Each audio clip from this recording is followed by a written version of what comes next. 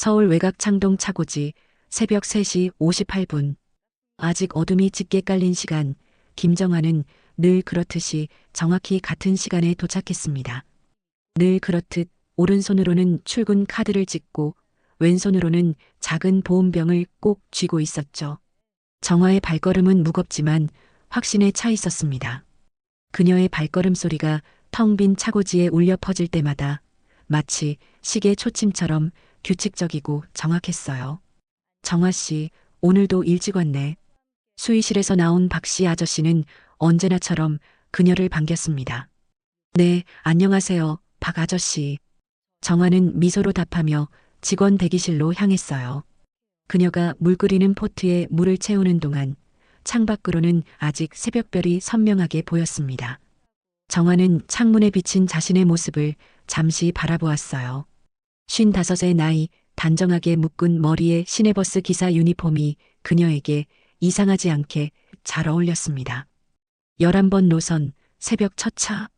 정아는 12해 전부터 지금까지 한 번도 빠짐없이 이 노선의 첫 차를 운전해 왔습니다. 반복되는 일상 속에서 그녀는 특별한 순간들을 만들어 왔어요. 비가 오는 날이면 정류장에서 기다리는 손님들에게 자신의 작은 우산을 건네주기도 하고, 추운 날이면 버스 히터를 미리 틀어 따뜻한 온기가 버스 안에 가득 차도록 했죠. 이제 출발할 시간이네요. 정아는 시계를 보며 중얼거렸습니다. 새벽 4시 정각, 그녀는 유니폼 자락을 가지런히 정리하고 운전석에 앉았어요. 버스 키를 꽂고 시동을 걸자 버스 엔진이 부드럽게 울리기 시작했습니다. 그 소리는 정아에게 또 다른 하루가 시작됨을 알리는 신호와도 같았죠. 첫 정류장으로 향하는 길, 아직 도로는 텅 비어 있었습니다. 가로등 불빛만이 조용히 그녀의 길을 밝혀주었어요. 정아는 핸들을 꽉 쥐며 깊은 숨을 내쉬었습니다. 이 시간, 이 순간이 그녀에게는 가장 평화롭고 소중한 시간이었어요.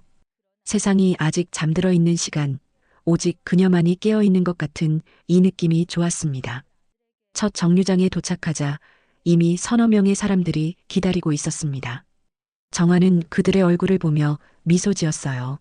매일 보는 얼굴들, 그래서 더 반가운 얼굴들이었죠. 정아는 이 시간대에 버스를 타는 사람들의 이름을 대부분 기억했습니다. 비록 말을 많이 나누진 않았지만 매일 같은 시간에 만나는 그들의 표정과 작은 습관까지 정아는 모두 기억했어요. 오늘도 좋은 하루 되세요, 민수 씨. 정아는 매일 첫 번째로 타는 학생에게 조용히 인사했습니다. 대학생인 민수는 알바를 마치고 돌아가는 길이었죠. 그는 항상 졸린 눈으로 정아에게 고개를 끄덕였어요. 정아는 손님들을 태우고 출발하며 마음속으로 중얼거렸습니다. 오늘도 우리 함께 안전하게 갑시다. 그녀에게 이 버스는 단순한 운송수단이 아니었어요. 이곳은 그녀가 자신의 가치를 느끼는 공간이자 외로움을 달래는 작은 세상이었습니다. 새벽 4시 30분, 김정아의 버스는 이제 막 세 번째 정류장을 지나고 있었습니다. 창밖으로 보이는 도시는 아직 잠에서 깨어나지 않은 듯 했지만 버스 안에는 이미 여러 사람들의 삶이 조용히 흘러가고 있었죠. 정아는 룸미러로 버스 안을 살펴보았습니다. 뒷자리에는 공장 근무복을 입은 중년 남성이 졸고 있었고 중간쯤에는 간호사 유니폼을 입은 여성이 휴대폰을 들여다보고 있었어요. 정아가 가장 좋아하는 순간은 승객들이 버스에 오르내릴 때였습니다. 그때만큼은 그들과 짧게나마 눈을 마주치고 서로의 존재를 확인할 수 있었으니까요. 말없는 인사, 고개 끄덕임, 때로는 작은 미소가 오갔어요. 그 찰나의 순간들이 정아에게는 하루를 버티게 하는 작은 위안이 되었습니다. 다음 정류장은 장미 아파트입니다. 정아의 목소리가 텅 빈 버스 안에 울려 퍼졌어요. 그녀는 항상 정류장 안내방송이 나오기 전에 먼저 알려주는 습관이 있었습니다.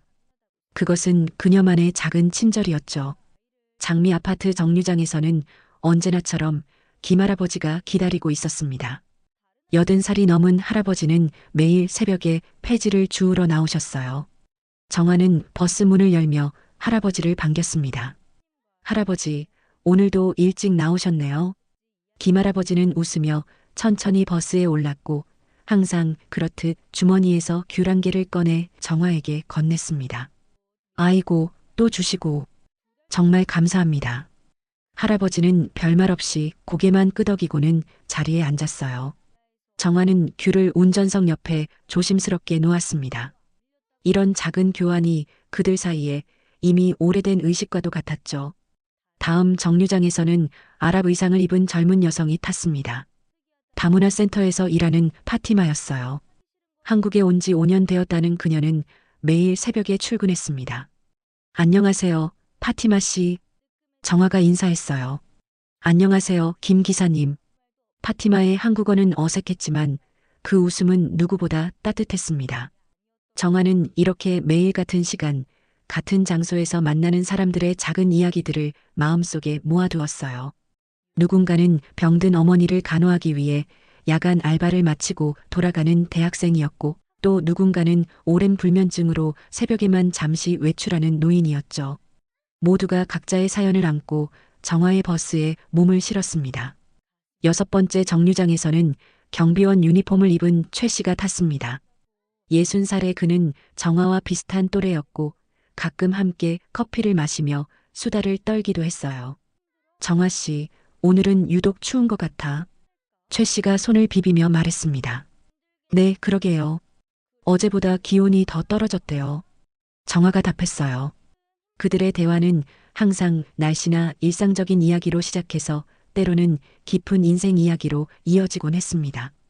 최 씨는 정화에게 조언자 같은 존재였어요. 평범해 보이지만 그의 한마디는 종종 정화의 마음에 중심을 잡아주었습니다. 그러고 보니 정화 씨 딸은 요즘 어때? 최 씨가 물었어요. 정화의 표정이 잠시 어두워졌습니다. 나래요? 병원에서 여전히 바쁘게 일하고 있어요. 간호사 일이 참 힘들더라고요. 그래도 좋은 직장 다니니 다행이지. 요즘 젊은이들 취업하기 얼마나 힘든데. 정화는 미소 지으며 고개를 끄덕였지만 마음 한구석에는 딸 나래에 대한 걱정이 자리 잡고 있었습니다. 25살의 나래는 대학병원 응급실에서 일하는 간호사였어요. 교대 근무 때문에 모녀가 얼굴을 마주치는 시간은 점점 줄어들고 있었죠. 마지막 정류장이 가까워질 무렵 정화는 오늘도 무사히 첫 차 운행을 마칠 수 있음에 안도했습니다. 그녀의 하루는 이제 막 시작되었지만 이미 여러 사람들의 삶에 작은 부분으로 함께했다는 생각에 뿌듯함을 느꼈어요. 어쩌면 그것이 그녀가 12년 동안 이 일을 계속해온 이유일지도 모릅니다. 월요일 아침 김정화의 버스 운행은 평소와 다름없이 시작되었습니다. 새벽 4시 차고지를 떠나 첫 번째 정류장으로 향하는 길은 늘 그렇듯 조용했어요. 하지만 오늘따라 정화의 마음은 묘하게 들썩였습니다. 어제 딸 나래와 나눈 대화가 자꾸 머릿속을 맴돌았기 때문이죠. 엄마, 이제 그만 쉬셔도 되잖아요. 내가 이제 돈 벌고 있는데. 나래의 말에 정화는 그저 웃음으로 넘겼지만 사실 그 말이 가슴 한구석에 남아 있었어요. 쉬고 싶지 않은 건 아니었습니다. 하지만 무엇을 위해 살아야 할지, 운전대를 놓으면 자신에게 남는 것은 무엇일지, 그런 생각들이 그녀를 불안하게 만들었죠. 첫 번째 정류장에 도착하자 여느 때처럼 서너 명의 익숙한 얼굴들이 기다리고 있었습니다. 정화는 미소로 그들을 맞이했어요. 그런데 오늘은 낯선 얼굴이 하나 보였습니다. 키가 크고 단정한 모습의 중년 남성이 정류장 맨 끝에 서 있었어요. 낯선 남자는 다른 승객들이 모두 오른 후에야 천천히 버스에 올랐습니다. 그는 정화를 보지도 않고 곧장 앞자리로 향했어요. 그의 얼굴은 피곤해 보였지만 어딘가 차분하고 따뜻한 인상이었습니다. 정화는 룸미러로 그 남자를 흘끗 보았어요. 50대 초반으로 보이는 그는 창밖으로 시선을 고정한 채 아무 말도 하지 않았습니다. 새 정류장을 지나는 동안 그 남자는 움직임 없이 앉아 있었어요. 정화는 가끔씩 룸미러로 그를 살펴보았습니다. 왠지 모르게 신경이 쓰이는 승객이었죠. 어딘가 슬픔이 깃든 눈빛을 가진 사람. 정화는 수많은 승객을 태우면서 사람들의 표정을 읽는 법을 배웠습니다. 그 남자에게서는 깊은 고독이 느껴졌어요. 넷째 정류장 신내동에 도착했을 때 그 남자가 자리에서 일어났습니다. 정화는 버스 문을 열었고 그는 천천히 걸어나가려 했어요. 그런데 출구 앞에서 잠시 멈춰선 남자는 무언가를 꺼내더니 작은 봉투를 요금함 옆에 살며시 놓았습니다. 그리고는 아무 말 없이 버스에서 내렸어요. 정화는 당황스러웠습니다. 무슨 봉투일까? 무언가 잊어버린 것일까? 다음 정류장까지는 시간이 좀 있었기에 정화는 조심스럽게 봉투를 집어들었어요. 봉투 겉면에는 아무것도 적혀 있지 않았습니다. 정화는 잠시 고민하다가 봉투를 열었어요. 안에는 깔끔하게 접힌 편지지 한 장이 들어 있었습니다. 정화는 천천히 그것을 펼쳤어요. 단정한 글씨체로 쓰인 짧은 문장이 그녀의 눈에 들어왔습니다. 오늘 처음으로 누군가 내 이름을 불러줬습니다. 감사합니다. 정화는 혼란스러웠습니다. 자신이 그 남자의 이름을 불러준 적이 없었거든요. 아니, 애초에 그의 이름도 몰랐습니다. 무슨 의미일까? 혹시 다른 사람에게 주는 편지를 실수로 자신에게 준 것일까? 정화는 편지를 다시 봉투에 넣으며 생각에 잠겼어요. 그날 남은 운행 시간 내내 정화는 그 낯선 남자와 편지에 대해 생각했습니다. 그의 슬픈 눈빛과 조용한 걸음걸이, 그리고 그 짧은 문장이 자꾸만 머릿속에 맴돌았어요. 버스 운행을 마치고 집으로 돌아가는 길에도 정화는 그 편지를 손에서 놓지 못했습니다. 집에 도착했을 때 나래는 이미 출근한 뒤였어요. 정화는 테이블 위에 놓인 나래의 메모를 발견했습니다. 엄마, 오늘도 수고 많으셨어요. 저녁은 냉장고에 있어요. 내일 아침에 봐요. 딸의 짧은 메모가 따뜻하게 느껴졌어요. 정화는 샤워를 하고 나래가 준비해둔 저녁을 데워 먹었습니다.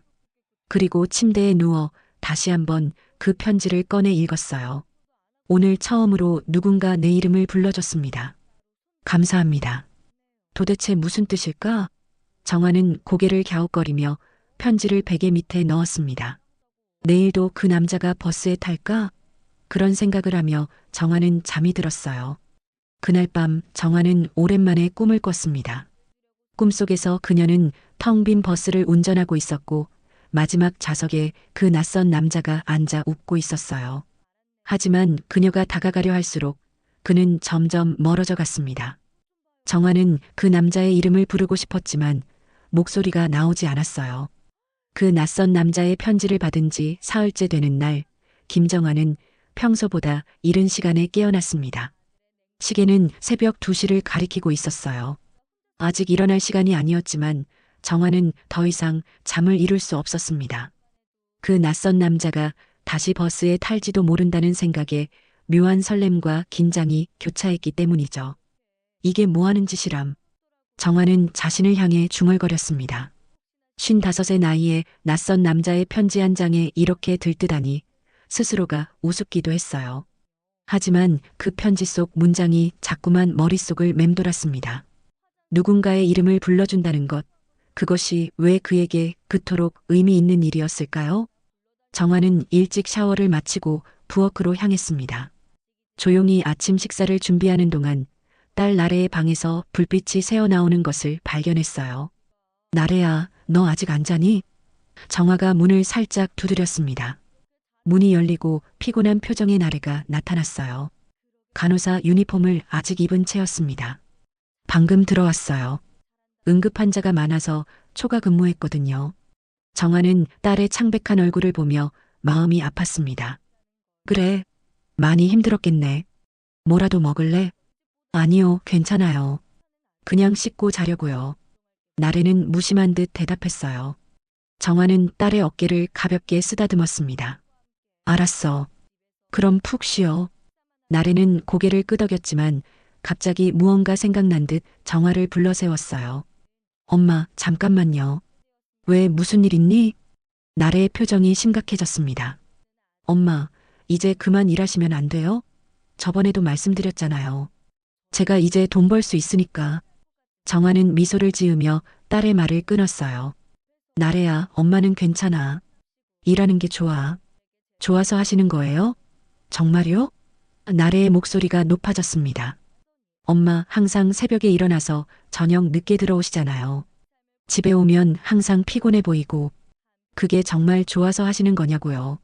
정화는 딸의 갑작스러운 감정 표출에 당황했습니다. 나래야, 무슨 일 있니? 갑자기 왜 이래? 제가 지난주에 응급실에서 쓰러졌다는 거 엄마한테 말 안 했죠? 나래의 눈에 눈물이 고였어요. 과로래요. 25세 과로라니. 웃기죠? 정화는 충격을 받았습니다. 뭐라고? 왜 말 안 했어? 많이 아팠어? 중요한 건 그게 아니에요. 나래가 소리쳤습니다. 엄마도 똑같이 무리하고 계시잖아요. 제가 어렸을 때부터 그래왔잖아요.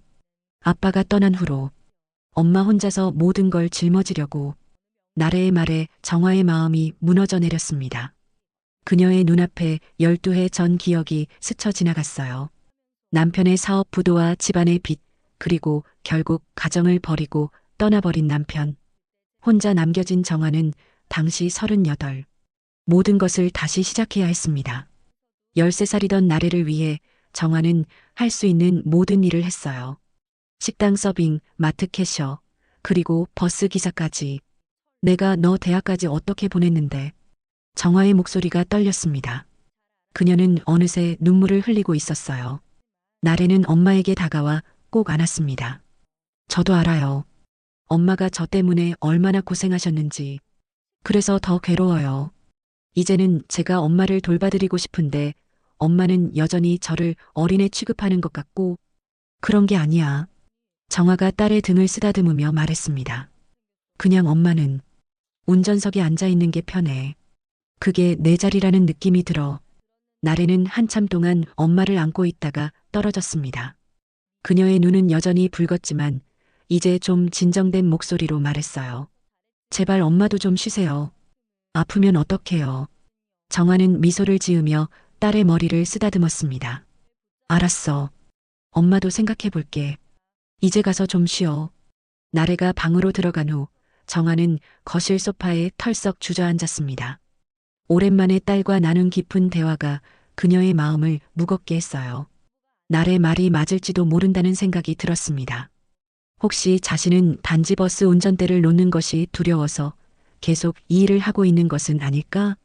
딸에게 짐이 되지 않기 위해, 아니면 자신의 가치를 증명하기 위해? 이제 그만해야 하나. 정화는 생각에 잠겼습니다. 그때 갑자기 그 낯선 남자의 편지가 떠올랐어요. 오늘 처음으로 누군가 내 이름을 불러줬습니다. 감사합니다.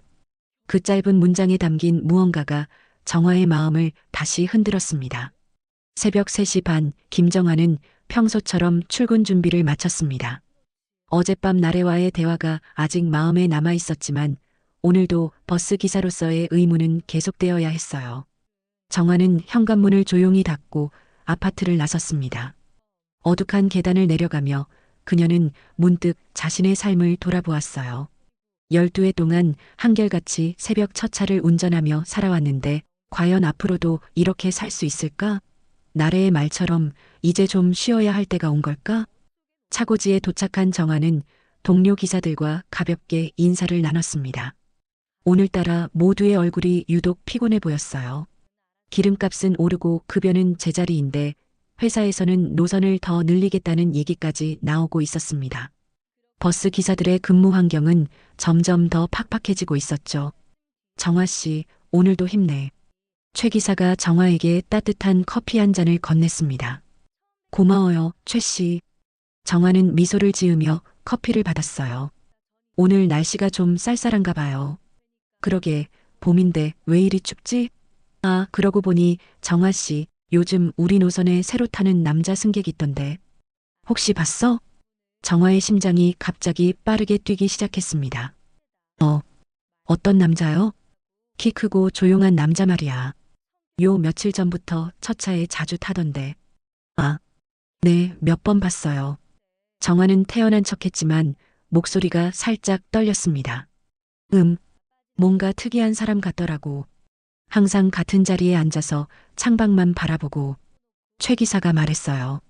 정화는 더 이상 이 대화를 이어가고 싶지 않았습니다.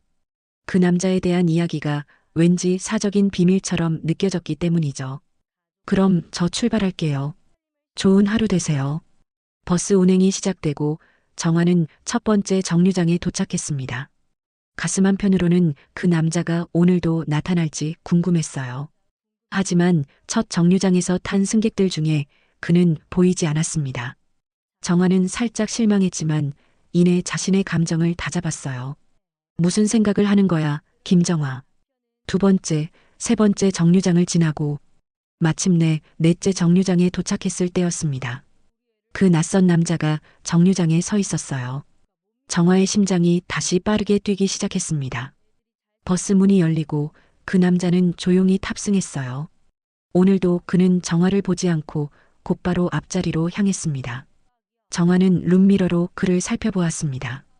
오늘도 단정한 차림의 그는 창밖을 바라보고 있었어요. 정화는 용기를 내어 말을 걸기로 했습니다. 저기, 지난번에 주신 편지. 정화의 목소리가 떨렸습니다. 무슨 의미인지 잘 모르겠어서요.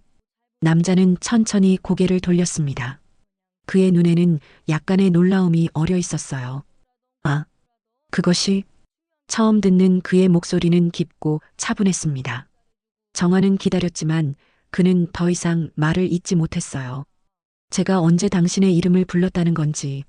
사실 저는 당신 이름도 모르는데. 정화가 조심스럽게 물었습니다. 남자는 잠시 침묵하다가 작은 목소리로 대답했어요. 이도윤이라고 합니다. 네? 아, 이도윤 씨. 정화는 그제야 이해했습니다. 그날 아침 그녀는 무심코 승차권에 적힌 이름을 읽었던 것 같았어요. 혹시 제가 무의식적으로 카드에 적힌 이름을 읽은 건가요? 도윤은 작게 끄덕였습니다. 12년 만에 처음이었습니다. 누군가가 제 이름을 불러준 것이. 정화는 가슴이 찡해졌습니다. 12년. 그 긴 시간 동안 아무도 그의 이름을 불러주지 않았다니. 어떤 삶을 살아온 걸까? 정화는 무심코 물었어요. 매일 이 시간에 어디 가세요? 그냥 집을 나와 걷다가 버스를 탑니다. 도윤의 대답은 간결했습니다. 이 시간이 가장 조용해서요.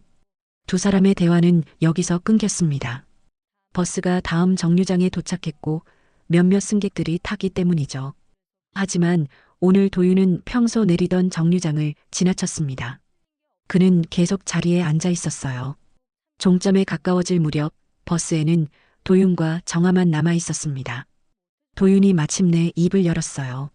기사님, 이 시간에 말을 걸어주는 사람이 당신밖에 없어요. 정화는 룸미러로 그를 바라보았습니다. 그의 눈에는 깊은 외로움이 담겨 있었어요. 저는 사람들의 마음을 들어주는 일을 했죠. 하지만 이제는.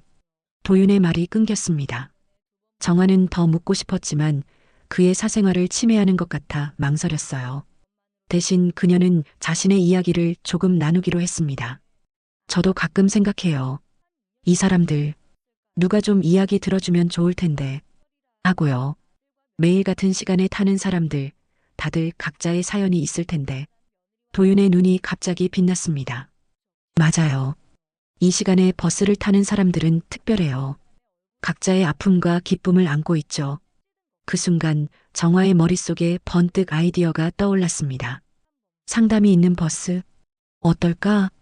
며칠이 지나고 김정화의 머릿속에서 상담이 있는 버스라는 생각은 점점 구체화되었습니다.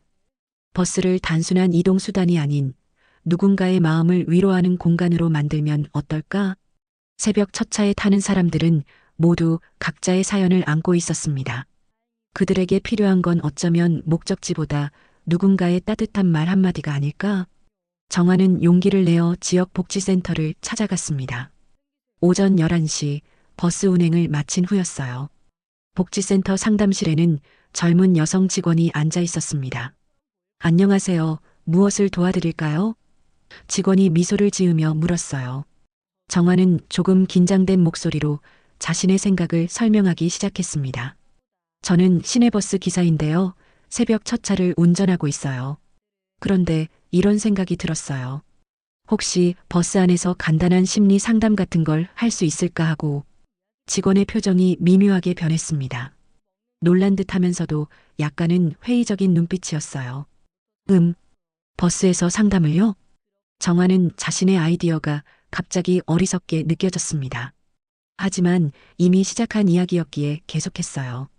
네, 아주 전문적인 상담이 아니라 새벽에 출근하는 분들이나 홀로 사는 노인분들께 말동무가 되어드리는 정도로요. 때로는 그저 누군가 자신의 이름을 불러주는 것만으로도 위로가 되는 사람들이 있더라고요. 직원은 공손하게 미소를 지었지만 그 눈빛에는 냉소가 담겨 있었습니다. 아, 그렇군요. 의도는 참 좋으시네요. 하지만 심리 상담은 전문적인 자격과 공간이 필요해요. 버스 안에서는 아무래도 한계가 있을 것 같은데. 아, 그럼 혹시 다른 방법이 있을까요? 제가 무언가 도울 수 있는 방법이? 정화가 물었어요. 글쎄요, 기사님. 그냥 안전하게 운전하시는 게 승객들에게는 가장 큰 도움이 아닐까 싶네요. 직원의 말투에는 이제 분명한 거리감이 느껴졌습니다. 혹시 상담에 관심이 있으시다면 우리 센터에서 진행하는 자원봉사자 교육 프로그램이 있어요. 관심 있으시면 신청해 보세요. 정화는 힘없이 고개를 끄덕였습니다. 네, 알겠습니다. 감사합니다. 복지센터를 나오는 정화의 발걸음은 무거웠습니다. 뭔가 하고 싶은 마음은 강했지만 현실의 벽은 높았어요. 그녀는 길가 벤치에 앉아 깊은 한숨을 내쉬었습니다. 역시 안 되는 건가? 나이 50이 넘어 뭔가 새로운 걸 시작한다는 게. 그때 누군가 그녀 앞에 다가와 서는 것이 느껴졌습니다. 고개를 들어보니 이도윤이었어요. 정화는 놀라서 자리에서 일어났습니다. 이 씨, 여기서 뭐 하세요? 도윤은 차분하게 미소 지었습니다. 지나가다 기사님을 봤어요. 혹시 괜찮으신가요? 표정이 좋지 않아 보여서. 정화는 잠시 망설이다가 자신의 계획과 복지센터에서 있었던 일을 도윤에게 이야기했습니다. 도윤은 진지하게 그녀의 말을 들었어요. 상담이 가능한 버스? 도윤이 중얼거렸습니다. 사실 꽤 좋은 아이디어 같은데요. 그래도 현실적으로 어렵겠죠? 저도 전문 지식도 없고. 정화의 목소리에는 체념이 묻어났어요. 도윤은 잠시 생각에 잠기더니 망설이는 듯한 표정으로 입을 열었습니다. 사실 저는 심리상담사 자격증이 있는 전직 상담가예요. 정화는 놀라서 도윤을 바라보았습니다. 정말요? 네, 10년 동안 대학 상담센터에서 일했어요. 하지만 이제는 도윤의 목소리가 잠시 떨렸습니다. 개인적인 이유로 그만두었습니다. 정화는 도윤의 눈에서 무언가 깊은 상처를 느꼈습니다. 더 이상 묻지 않기로 했어요.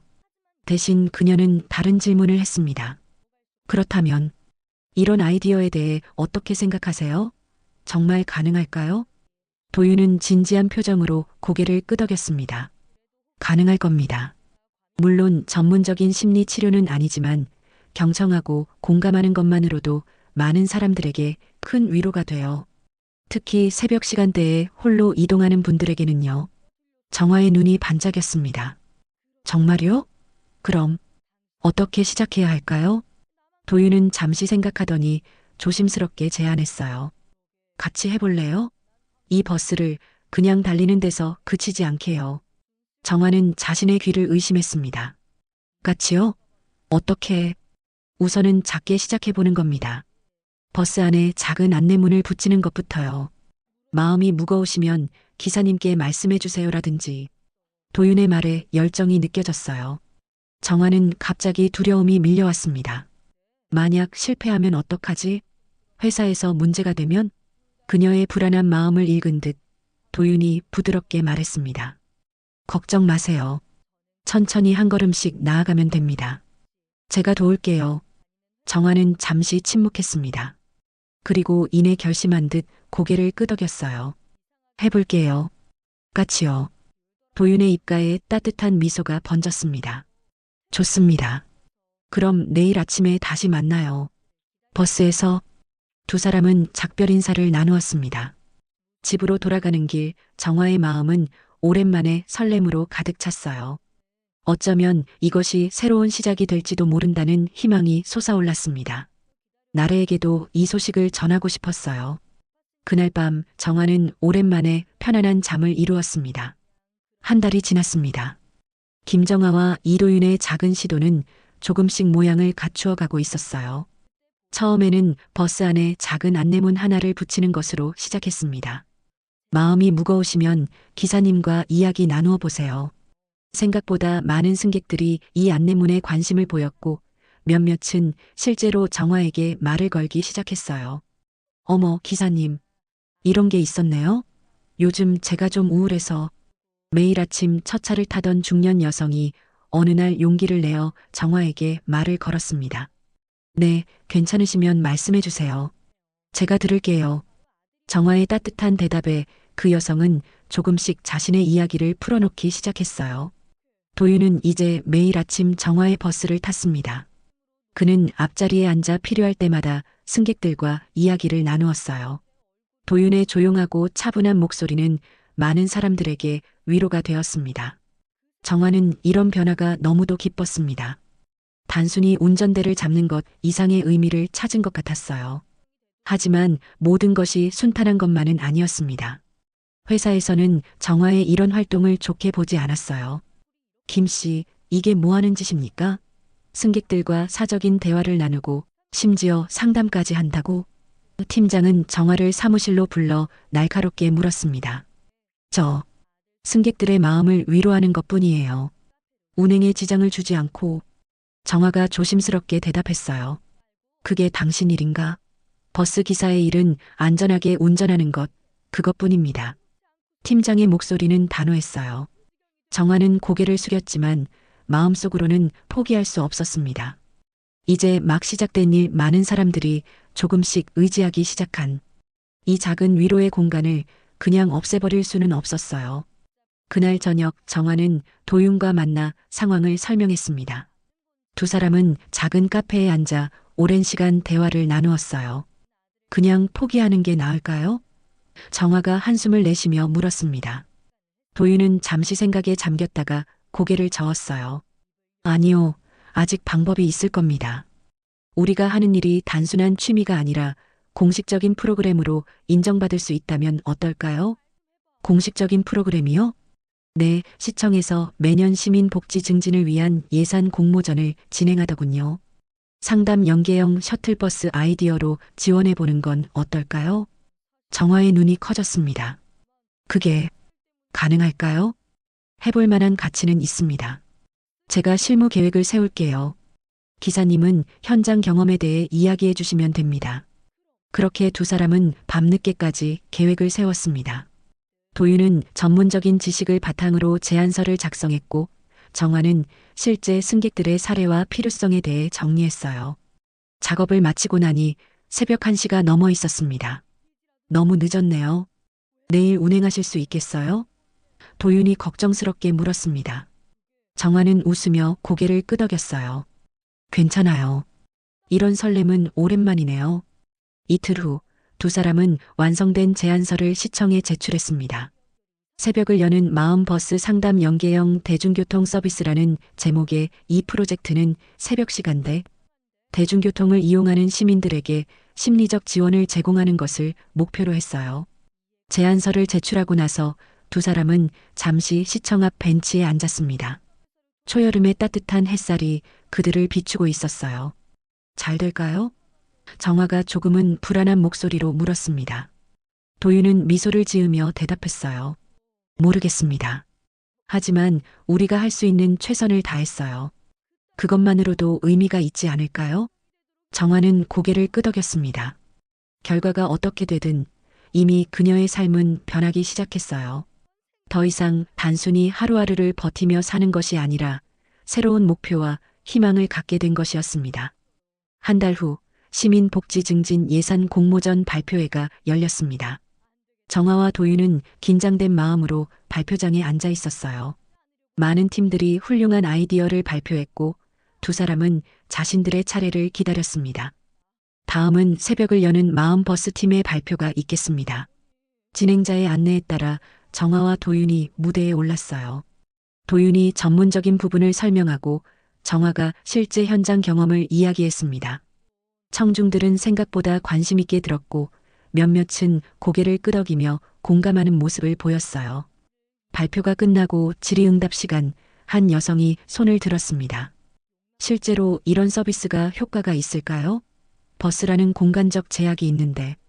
정화가 답하려는 찰나 갑자기 뒷좌석에서 누군가 일어섰어요. 나래였습니다. 정화는 놀라서 딸을 바라보았습니다. 제가 답변해도 될까요? 나래가 자신감 있는 목소리로 말했습니다. 저는 응급실 간호사로 일하고 있는데요. 매일 정신적 고통으로 응급실을 찾는 분들을 봅니다. 대부분은 갑작스러운 위기가 아니라 오랫동안 쌓인 외로움과 고립감 때문이에요. 이런 분들에게 필요한 건 때로는 거창한 치료가 아니라 누군가 자신의 이야기를 들어주는 것, 그 작은 관심일 때가 많습니다. 나래의 목소리가 점점 확신에 차올랐어요. 우리 엄마가 12해 동안 새벽 첫 차를 운전하며 보아온 것들, 그리고 지금 시도하고 있는 이 작은 변화들. 저는 그것이 정말 가치 있다고 생각합니다. 우리 엄마가 제일 자랑스러워요. 발표장에 잠시 침묵이 흘렀고 이내 따뜻한 박수 소리가 들렸습니다. 정화의 눈에는 어느새 눈물이 고여 있었어요. 새벽 3시 50분 창동 차고지.